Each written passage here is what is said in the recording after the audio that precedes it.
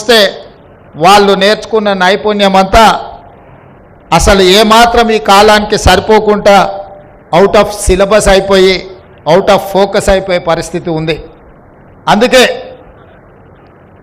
విద్యార్థులు నిరుద్యోగ యువకుల యొక్క ఆలోచన తెలిసిన వాడిగా మిమ్మల్ని అందరినీ మా కుటుంబ సభ్యులుగా భావించి మా తమ్ముళ్ళు మా చెల్లెళ్ళు ఒకవేళ ఉద్యోగ ఉపాధి అవకాశాలు లేకపోతే కుటుంబ సభ్యుడిగా కుటుంబ పెద్దగా వాళ్ళకి ఎలాంటి నైపుణ్యాన్ని నేర్పించాలి, వాళ్ళకి ఎలాంటి ఉద్యోగ ఉపాధి అవకాశాలు కల్పించాలన్న ఆలోచన చేసి అధికారులతో సంప్రదించి మనసు పెట్టి చేసిన ఆలోచననే ఈనాడు ఏర్పాటు చేసిన ఏటీసీలో అడ్వాన్స్డ్ టెక్నాలజీ సెంటర్స్ అని చెప్పి నేను ఈ సందర్భంగా గర్వంగా నేను చెప్పదలుచుకున్నాను. ఎందుకు అంటే మేమేదో పాలకులం అన్నట్టుగా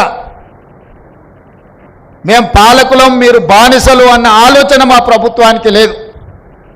మేము సేవకులము, మమ్మల్ని నియమించింది మీరు, మీ ప్రతినిధులము, మీ యొక్క ఆకాంక్షల్ని నెరవేర్చడం, మీ ఆలోచనల్ని అమలు చేయడమే ఈ ప్రభుత్వం యొక్క విధానం.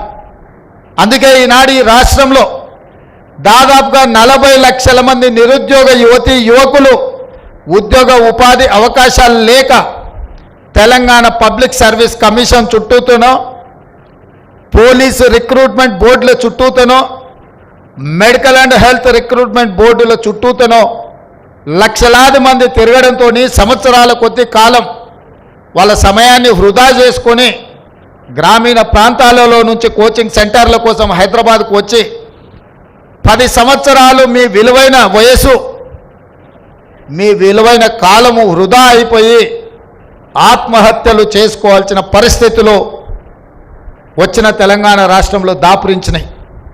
అందుకే వాటన్నిటిని పరిగణలోకి తీసుకొని వాటిని అధిగమించి సర్టిఫికెట్ ఉంటే సరిపోదు, సాంకేతిక నైపుణ్యం ఉండాలి, సాంకేతిక నైపుణ్యమే మీకు ఉద్యోగ అవకాశాలు కల్పిస్తుంది అని చెప్పి నేను బలంగా నమ్ముతున్నా. నా సొంత అనుభవమే నేను చెప్పదలుచుకున్నా. నేను సొంత ఇల్లు కట్టుకుందామని పని మొదలు పెడితే సైట్ సూపర్వైజర్ కోసం